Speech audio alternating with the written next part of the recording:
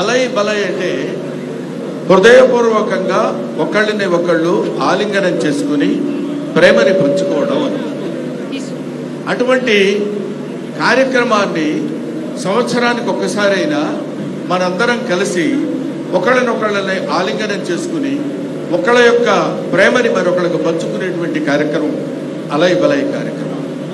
ఈ కార్యక్రమం ఇవాళ పుట్టింది కాదు, ఎప్పుడో మన పూర్వీకుల దగ్గర నుంచి వస్తున్నటువంటి కార్యక్రమం. అది శ్రీరామచంద్రుడు ఆంజనేయ స్వామిని హృదయానికి అత్తుకున్నటువంటి అలై బలై కార్యక్రమం అప్పటి నుంచి ఇప్పటి వరకు వస్తూనే ఉంది, జరుగుతూనే ఉంది ఈ అలై బలై కార్యక్రమం అనేది.